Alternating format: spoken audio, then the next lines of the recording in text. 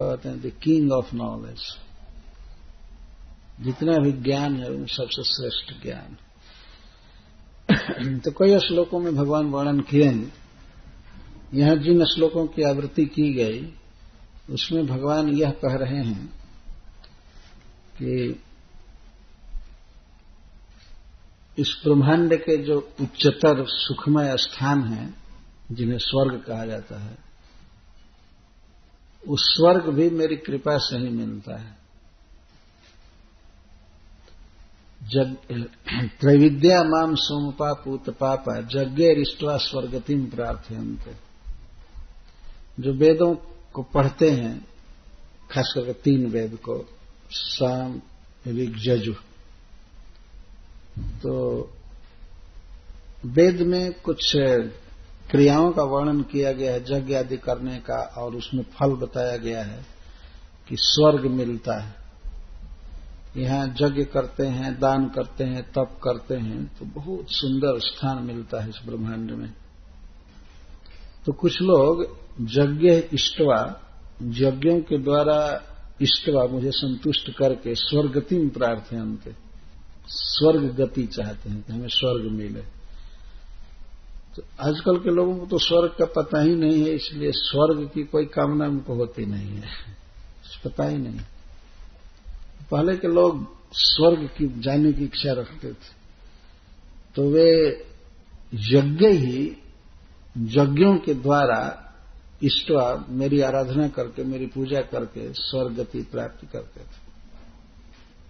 ते पुण्य मासाद्य सुरेंद्र लोकम असनंत दिव्यान देवी देव भोगान।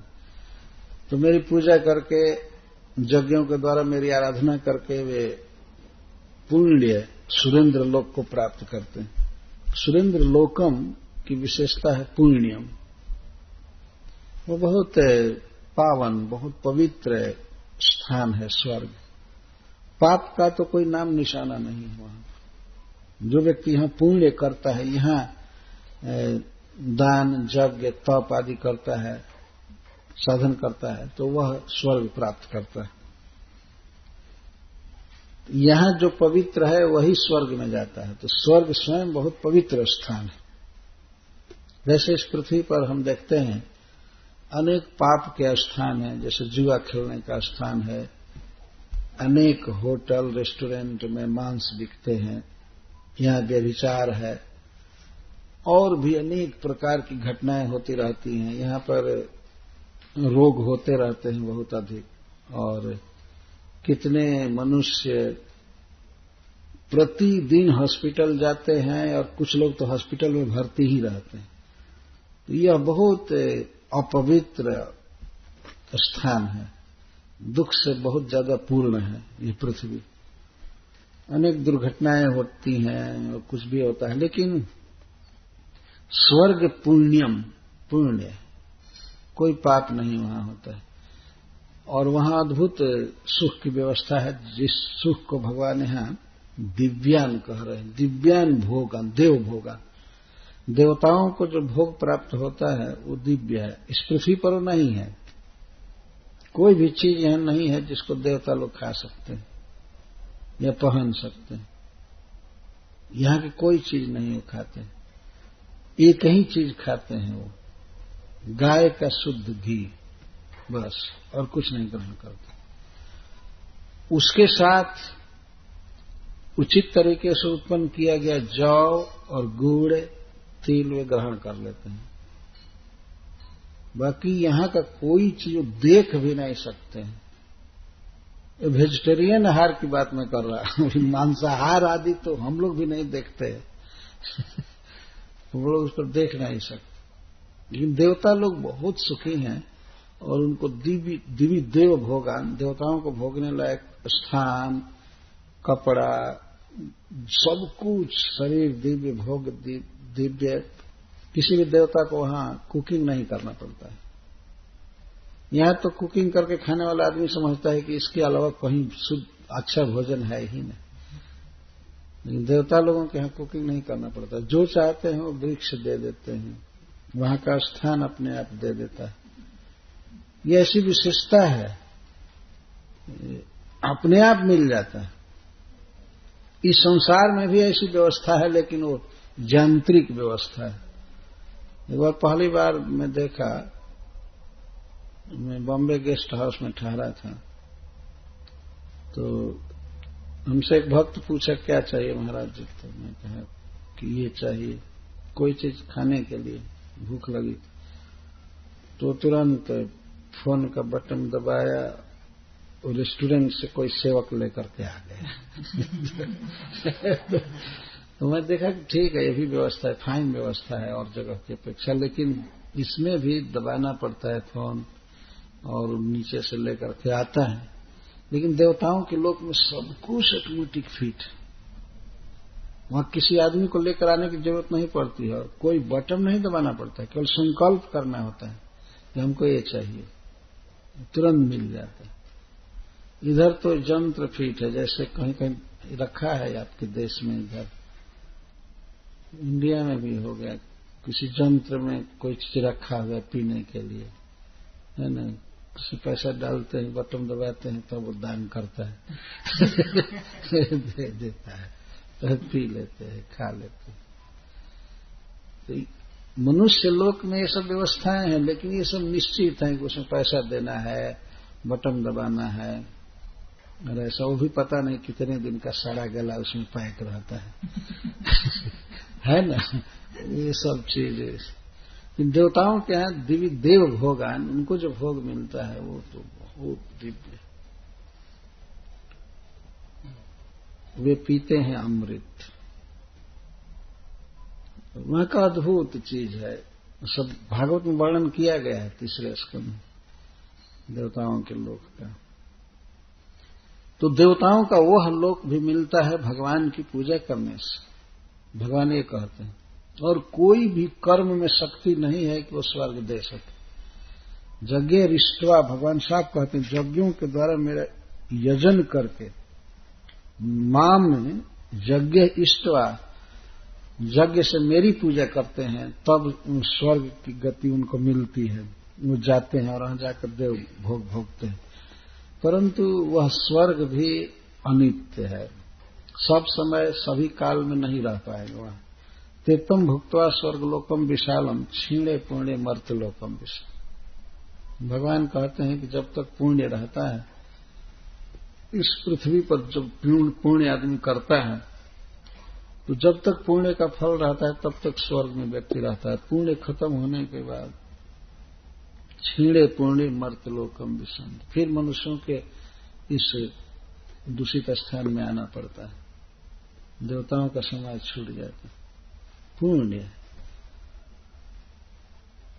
कितना पुण्य है, बाकी देवताओं को यह भी पता चलता है, मनुष्यों को कुछ भी पता नहीं है कि हमारा कर्म फल कौन आएगा, कितना बाकी है, कितना दिन जीना है, कुछ पता नहीं चलता है। इन देवताओं के यहाँ सब कुछ पता चलता है। जैसे यहाँ हम लोग फोन करते हैं तो फोन कार्ड वाले बोलते हैं कि आपका इतना मिनट रह गया है, तो यह मनुष्यों की कोई व्यवस्था नहीं है कि बोले कि अब इतना बरस, इतना महीना, इतना दिन आपका जीवन बाकी है। बोलता तो अच्छा रहता वास्तव में, कोई ब्रह्मा जी कोई ऐसा मशीन फिट करते पता लगता तो आदमी कुछ ज्यादा भजन करता है ना। लेकिन कुछ गधे नहीं करेंगे, सोचेंगे इतना दिन तो मरना ही नहीं है, क्या करें, है ना। जान जाएंगे कि इतना दिन नहीं मरना है तो नहीं करेंगे। ये तो अच्छा है, पता ही नहीं है कब शरीर चला जाए, तो आदमी को भजन करना चाहिए। और देवलोक में सब कुछ मालूम है देवताओं को, मनुष्यों का तो सब कुछ लोग जानते ही हैं, अपने विषय में सब मालूम, इतना दिन रहना है स्वर्ग में, बस इतना दिन रहना है, इतना दिन रहना है। तो बाद में क्या होता है कि जब पुण्य क्षीण होने की नौबत आती है तो वे लोग सीधा भगवान की भक्ति करते हैं, तो ज्यादा लोग एलिवेट हो जाते हैं, वहां से हायर लोकों में जाते हैं, जम लोक, महर लोक, तप लोक, और वहां से ब्रह्मा जी के लोक, सत्य लोक, और उसके बाद फिर भगवान को प्राप्त करते हैं। तो कुछ देवता ऐसे हैं जो पुण्य क्षीण होने पर गिर जाते हैं, मनुष्य के समाज में आते हैं। मनुष्य के समाज में आने का मतलब बहुत दुर्दशा है।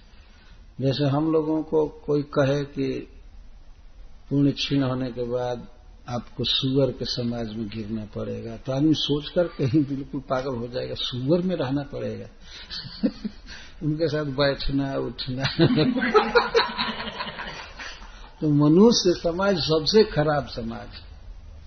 इस दृष्टि से, एक ही दृष्टि से मनुष्य का शरीर बहुत अच्छा है, वो है भगवान की भक्ति के लिए। इतना अच्छा शरीर कोई नहीं है। भगवान का नाम जपने के लिए, प्रणाम करने के लिए, भागवत सुनने पढ़ने के लिए, यही सबसे श्रेष्ठ, यही अच्छाई है। अन्यथा ये तो शरीर लोगों का घर है और बहुत कम दिन टिकता है। ये मनुष्य शरीर बहुत दिन नहीं रहता। कोई कोई शरीर ऐसे हैं जो बहुत दिन रहते हैं। श्रील प्रभुपाद जी कहते हैं कि कलकत्ता में कोई बोटानिकल गार्डन है, तो उसमें एक बरगद का वृक्ष है जो 2000 वर्ष का है। हावड़ा में है, कहां पर, 2000 वर्ष। और मनुष्य को तो इतना खिलाइए पिलाइए, दवा रक्षा सुरक्षा सब, लेकिन सब पार कर नहीं कर सकते 80, 85, 90 साल में, इतनी सुरक्षा के बाद। और मनुष्य अपनी शक्ति के अनुसार सोचता है इसको अधिक से अधिक हम चला लें, लेकिन ये ड्यूरेबल है ही नहीं, क्या करेंगे। इसलिए जब तक है तब तक इससे काम निकाल लेना चाहिए, जो काम हम कर सकते हैं इसके द्वारा, और वो काम है भगवान की भक्ति। तो भगवान की भक्ति में मन लगाना चाहिए, और इसके द्वारा स्वर्ग मिलता है। अगर स्वर्ग की कामना है तो वही भगवान की भक्ति से मिलेगा। परंतु अंतिम श्लोक में भगवान कहते हैं कि कोई भी व्यक्ति जो अनन्य मन से मेरा चिंतन करता है, 24 घंटे लगा रहता है श्रवण कीर्तन स्मरण वंदन पाद सेवन आदि में, मेरी भक्ति में ही लगा रहता है, तो उसके लिए मैं सब कुछ देता हूं। योगक्षेमम बहाने, योग का अर्थ है जो चीज नहीं है उसको जुटाता हूं। योग का अर्थ, उसको जो चाहिए, उसके लिए जो जरूरी है और नहीं है तो मैं उसको देता हूं। और क्षेमम का अर्थ है कि जो है उसकी रक्षा करता हूं, क्षेम। तो अब इससे क्या चाहिए, जो नहीं है वो भगवान देंगे और जो है उसकी रक्षा करेंगे और केवल अनन्याश्चिंतयन्तो माम ये जनः पर्युपासते, जो जन अनन्य मन से मेरा चिंतन आदि करते रहते हैं, मेरी उपासना करते हैं, उनके लिए मैं सब कुछ जुटाता हूं। अगर कोई कहे कि क्या आप कराते हैं व्यवस्था, नहीं, अहम शब्द भगवान लगा रहे, अहम बहामी, मैं डायरेक्ट देता हूं। भगवान डायरेक्ट देते हैं अपनी भक्ति करने वालों को, इसीलिए उसे निश्चिंत रहना चाहिए।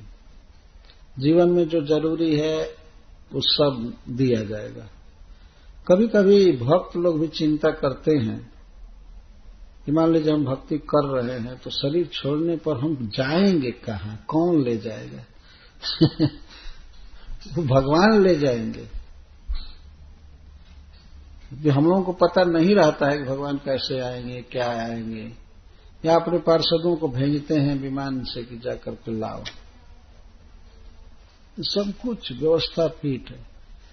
जैसे यहां पर हम लोग कहीं से आना होता है दूर से, तो फोन कर देते हैं किसी को कि हम यहां इस टाइम पहुंच रहे हैं, इस फ्लाइट से आ रहे हैं, आप आकर के हमको ले जाइए। तो यहां भी व्यवस्था एक बहुत ही सुदृढ़ है कि कोई आदमी पता लगा करके आ जाता है और लेकर के उसको अनजान जगह में अपने घर ले जाते हैं। तो शरीर छोड़ने के बाद जीव को भगवान आते हैं ले जाने के लिए, अपने पार्षदों को भेज देते हैं। अच्छा, और उस चिंता नहीं करनी चाहिए कि वहां जाएंगे तो खाएंगे क्या, कैसे रहेंगे। कृत दास की तरह निश्चिंत रहना चाहिए। जैसे किसी पशु को कोई व्यक्ति बेचता है और दूसरा व्यक्ति खरीद लेता है, पर पशु बेचारा कुछ नहीं सोचता है कि वहां ले जाएगा तो क्या खिलाएगा, कैसे रखेगा, क्या करेगा, है ना। पशु कुछ भी विचार नहीं करता, वो पगहा में बांधा रहता है रस्सी में, जहां ले जाता है चला जाता। इस तरह श्री कृष्ण को समर्पण करना चाहिए। विश्वास रखना चाहिए कृष्ण पर, कृष्ण सब कुछ करेंगे। कभी कभी चिंता होती है कि पता नहीं क्या गति होगी, कौन शरीर मिलेगा, ये होगा वो होगा, लेकिन अनन्य चिंतन करने वाले, कृष्ण पर विश्वास करने वाले भक्तों का सब कुछ ठीक होता है। भगवान कहते हैं चिंता मत करो, मैं योगक्षेम वहन करता हूं, मैं सब देता हूं, मैं जुटाता हूं और जुटे हुए की रक्षा करता हूं। तो भगवान के इस बात पर विश्वास करके निश्चिंत रहना चाहिए। काम धंधा जो है करना चाहिए, आलस नहीं करना चाहिए, लेकिन भरोसा बिल्कुल भगवान पर होना चाहिए। जो हमारे लिए जरूरी हो करेंगे। जैसे संसार में माता पिता करते, छोटे छोटे बच्चे कुछ चिंता नहीं करते हैं, कैसे परिवार चलेगा, आगे क्या होगा, कैसे बिल दिया जाएगा, इंश्योरेंस दिया जाएगा, कुछ भी बच्चे नहीं सोचते हैं, आनंद में रहते। भगवान दत्तात्रेय के 24 गुरुओं में एक बालक भी गुरु, देख करके सीखे कि कितना निश्चिंत है, कितना आनंद है, कोई चिंता नहीं। और दूसरा आदमी यदि चिंता करता है तो चिंता से थोड़े कुछ होता है। कुछ लोगों का स्वभाव होता है सोचते रहते हैं, सोचते हैं, चिंता करते हैं, लेकिन चिंता से कुछ होता नहीं। भगवान को जो करना है करते रहते हैं। एक महात्मा कथा सुनाए थे वृंदावन पहले कि आखिर भगवान तो सब करते ही हैं, लेकिन आदमी बीच में चिंता करके मरता है। तो कह रहे थे एक व्यक्ति घोड़ा पर चढ़कर जा रहा था, घोड़ा पर चढ़ा था और आगे घोड़ा पर एक बोझा रखा था, गट्ठर रखा था। ये किसी ने कहा कि अरे तुम घोड़ा पर चढ़े भी हो और पोटली भी रखे हो, सता रहे घोड़ा को। तो उसने कृपा करके उस पोटली को अपने सिर पर रख लिया और बैठा था घोड़े पर। तो घोड़ा पर जितना वजन पहले से था तो वो तो रह ही गया, और प्लस वो मरने लगा, उसकी गर्दन टूटने लगी, सिर में पीड़ा होने लगी, क्योंकि बोझा अपने ऊपर रख लिया। यही हालत हम लोगों की है। हम लोग सोचते हैं कि नहीं नहीं कुछ करना चाहिए, कृष्ण कैसे करेंगे। कुछ चिंता करते ही हैं, नहीं करनी चाहिए चिंता। वास्तव में भगवान अश्योरेंस देते हैं, योगक्षेमम वहामि। और हमारे भारतवर्ष में आप लोगों ने देखा होगा लाइफ इंश्योरेंस वाले क्या किए हैं।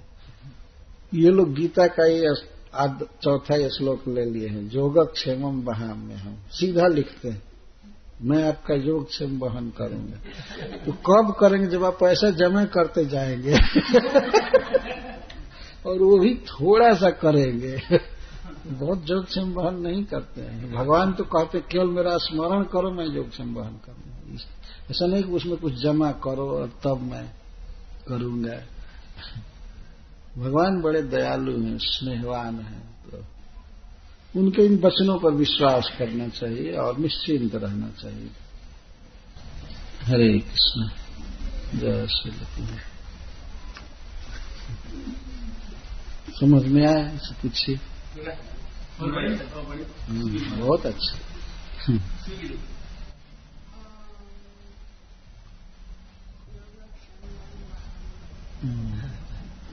तो समझ रही थी।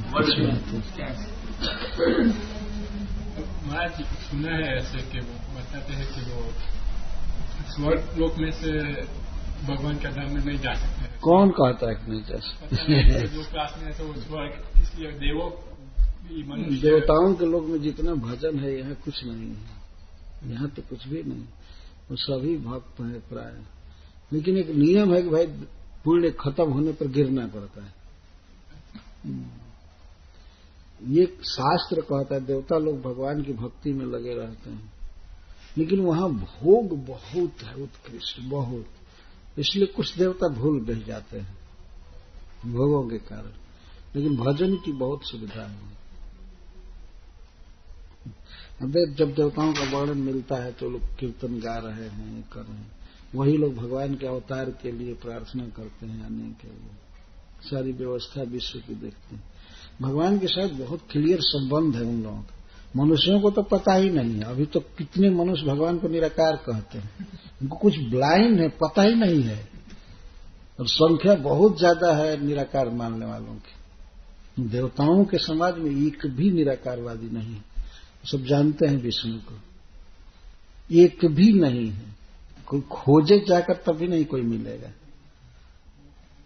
वो बात सत्य नहीं है कि देवता भी मनुष्य शरीर की कामना करते हैं। मनुष्य शरीर की कामना करते हैं देवता लोग। कौन? जो सबसे श्रेष्ठ देवता है, जो मैनेजमेंट में रहते हैं और मैनेजमेंट के काम से पूरा फुर्सत नहीं मिलती है कि 24 घंटा भजन करें, वे लोग चाहते हैं कि हमको मनुष्य शरीर मिले, लेकिन भक्ति मत। साफ कहा गया हमें भक्त के परिवार में जन्म मिले, भक्ति की सुविधा मिले, ये मैनेजमेंट में हम उब गए, ये उनके कहने का मतलब। तो जिसमें भक्ति है वही तो मनुष्य शरीर चाहता है ना। देवताओं में भक्ति होती है, इसलिए वो कामना करते हैं। बिना भक्ति के कोई क्यों इस समाज में आना चाहेगा? और वो भी अब आजकल भारतवर्ष में, इधर का तो कोई आदमी नहीं जाना चाहता है है ना? जो आता है जाना ही नहीं चाहता है। देवता क्यों आना चाहेंगे वहां? इसलिए देवता लोग भक्त हैं, भक्तों में इच्छा होती है। यह भी प्रमाण है कि देवताओं के यहाँ भक्ति है। और वैसे वो मनुष्य शरीर में आना चाहते हैं तो क्या वे क्रिश्चियन मुस्लिम बनना चाहते हैं? आप जरा विचार कीजिए और हिंदुओं में भी क्या कोई भी हिंदू थोड़े बनना चाहते हैं? वो नहीं, वो तो भक्ति करना चाहते हैं कि कोई वृंदावन में या भक्तों के समाज में हमारा जन्म हो और हम वहां निश्चिंत जप करें, कीर्तन करें। बहुत दिन मैनेजमेंट किए, ये सोचते हैं। कभी कभी मन में ऐसा आता है कि चिंता करने से कर्म की प्रेरणा जी, कभी मन में ऐसा विचार आता है हाँ कि अगर मनुष्य चिंता करता है किसी विषय का तो आगे कर्म करने की प्रेरणा मिलती है कि भाई मुझे इसकी चिंता है, ये करना है, तो आगे कर्म करके उसको सुधारना है। हाँ, तो आगे कर्म किस लिए करे? आखिर इसीलिए ना कि सुधारना है, ये बढ़ाना है। और भगवान कहते हैं तुम निश्चिंत रहो, मेरा भजन करो, मैं सब करूंगा वो कहते हैं ना नहीं, लापरवाही नहीं होगी। भगवान दोनों बात कहते हैं। ये लापरवाही करने के लिए नहीं कह रहे हैं। अर्जुन तो लापरवाही के लिए तैयार थे, अब तो कमंडल उठाने वाले थे, लेकिन भगवान कहते हैं नहीं, लापरवाही नहीं करने, तुम युद्ध करो लेकिन फल की कामना मत करो। विजय होगी, हार होगी, चिंता मत करो, तुम काम करो।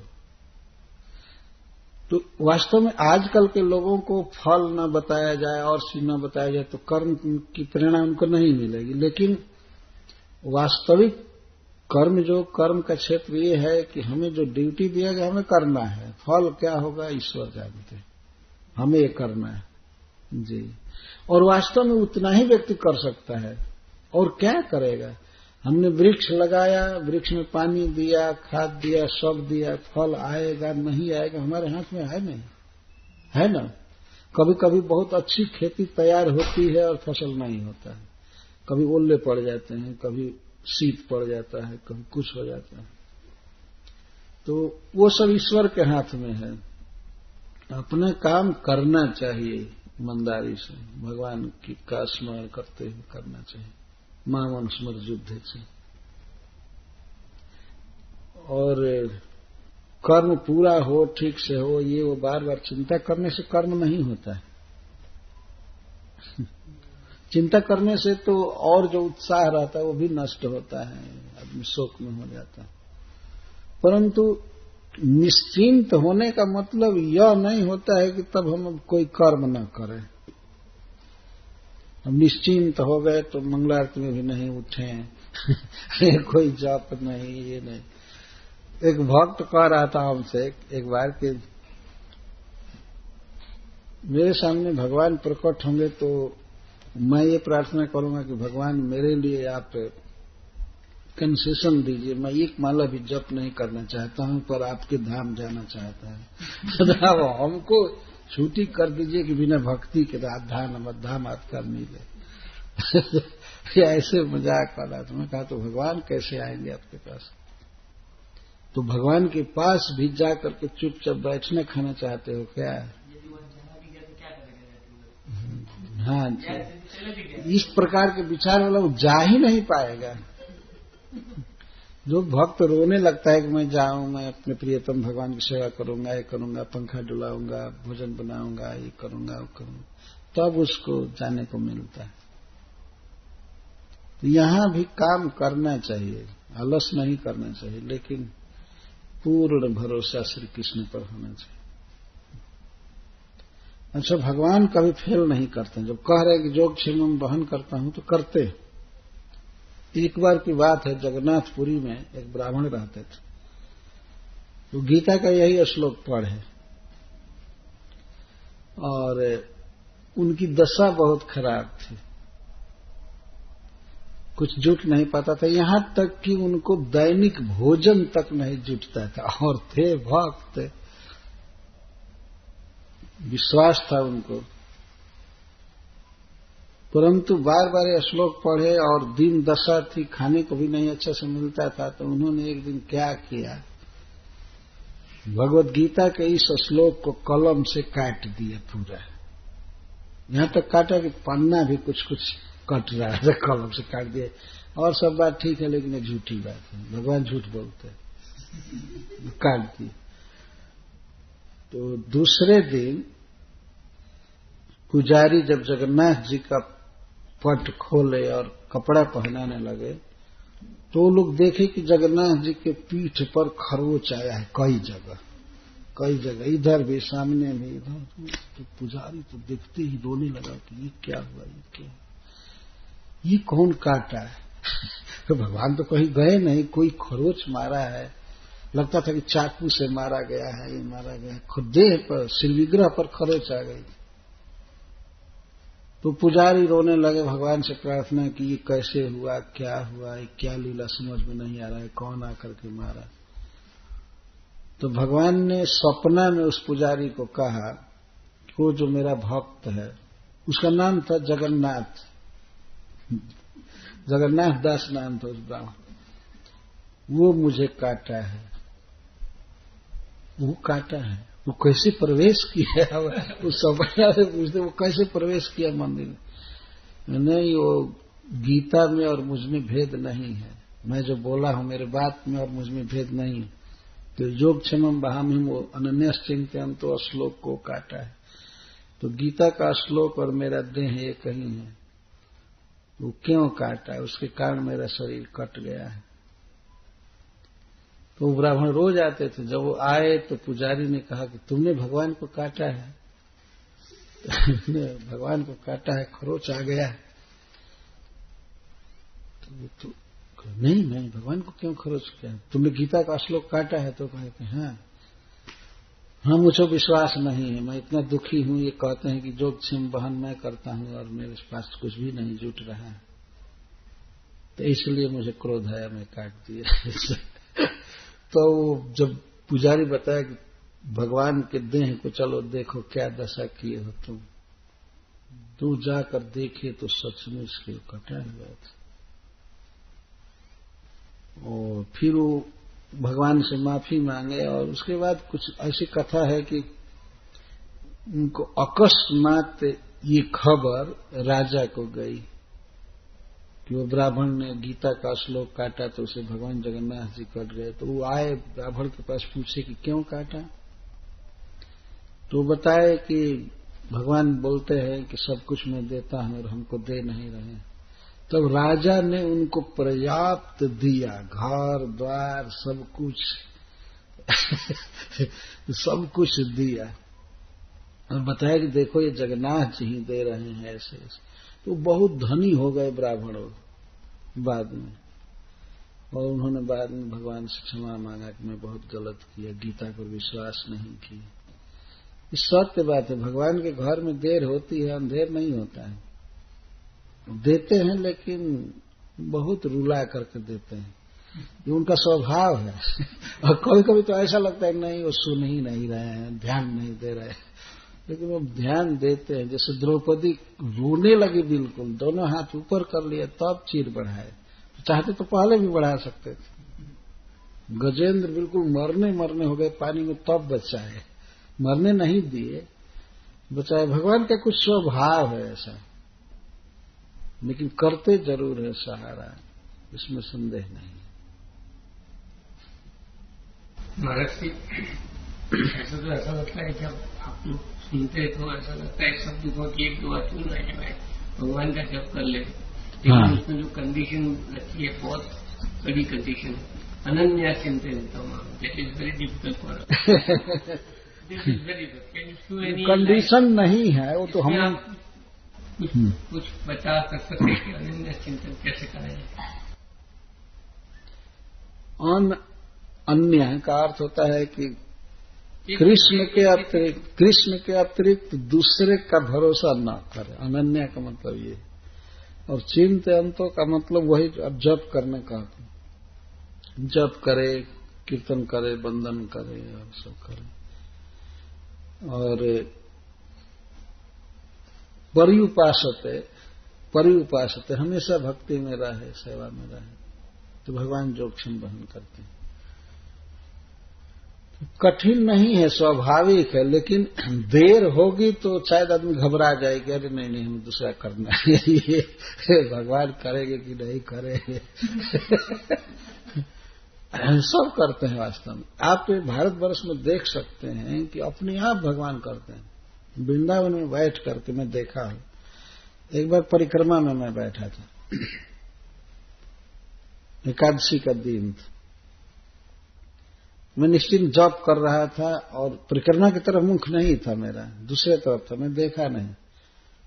तो परिक्रमा के समय बैठा था मैं, तो वहां आधे घंटे के अंदर 3 निमंत्रण आया, पीछे कोई रख गया था 3 जगह का प्रसाद के लिए, और तीनों एक ही डेट पर, एक ही टाइम पर भी, दोपहर का कुछ समय तो 12 बजे उधर निमंत्रण कार्ड दे जाते हैं साधुओं को।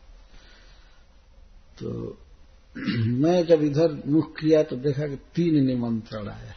तो तीनों निमंत्रण में प्रसाद तो मिलता ही है, उसके साथ साथ दक्षिणा भी मिलती है, चाहे 5 रुपया 10 रुपया जो भी, जैसे दक्षिणा मिलती है। तब मैं थोड़ा और बैठा देखने के लिए, अब कामना हो गई कि इसे ठीक है। तो सब जगह तो हम तो जाते नहीं, एक जगह जाने वाले थे, मनमोहन कुटी में जगन्नाथ मंदिर के पास परिक्रमा मारने में बैठा। तो बिल्कुल सत्य बात बता रहा हूं, जब मैं इधर मुंह करके बैठा और लगभग आधा घंटा बीता तो एक आदमी एक बंडल बीड़ी लाया और एक दिया सलाई रहकर चला गया।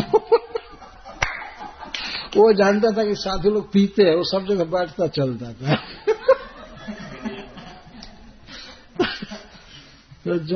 तो हमने देखा कि हमने जब कामना नहीं किया तो प्रसाद के लिए निमंत्रण मिला, और कामना किया तो हमें बीड़ी और दिया सलाई ले जाकर के एक दूसरे साधु को दे दिया। तो भगवान वास्तव में सब करते हैं। उसमें हमें जरूरत थी पैसे की, बहुत जरूरत थी, और 2 रुपया भी अगर दक्षिणा मिल जाए तो ये मन हमारे लिए बहुत भारी उत्साह की बात थी। इसे प्रसाद की कोई कामना नहीं थी। और आजकल वृंदावन में देखेंगे लोग साधुओं को प्रसाद की कामना नहीं रहती है, किसी को कोई रोग है, कुछ है, चाहे खा लिया है, लेकिन वो दक्षिणा के लिए जाते हैं कि प्रसाद लेकर के आते हैं। कुछ लोग नहीं भी लेकर के आते हैं, लेकिन उनको दक्षिणा मिलती है। तो भगवान सब कुछ देते हैं। तो जो 2 रुपया देते हैं, 10 रुपया देते हैं, 10 अरब भी दे सकते हैं। भगवान के हाथ में सब कुछ। जो बोल रहे हैं तो बोल रहे हैं, जो व्यक्ति कर सकता है तभी तो बोल रहे हैं। आप तो ऐसा करेंगे, ऐसा कंडीशन लगा रहे हैं। भगवान कोई शर्त नहीं कर रहे हैं, ऐसा करोगे तब करूंगा। ये करें कि ऐसा करने वाले को मैं करता हूं, तो कर सकता है आदमी, वो कठिन नहीं है, कर सकता है। जैसे सुदामा जी क्या किए थे, ज्यादा से ज्यादा माना जाए तो इतना ही परिश्रम किए थे कि भगवान के घर गए थे, पैदल चल करके गए थे, लेकिन और क्या किए थे। और उनको तो भगवान अपने भवन जैसे भवन दे दिए, उनको बहुत धनी बना दिए। वो करते हैं, सही बात है, कोई कठिन नहीं है। लेकिन देश काल के अनुसार मान लीजिए कोई व्यक्ति काम कर रहा है, काम पर जा रहा है, बिजनेस पर, जॉब पर जा रहा है, कर रहा है, लेकिन वो जॉब कर रहा है, भगवान का चिंतन कर रहा है, तो यही है उसके लिए अनन्य चिंतन। भगवान सब देते हैं, लेकिन इतना ध्यान रखना चाहिए कि भगवान उतने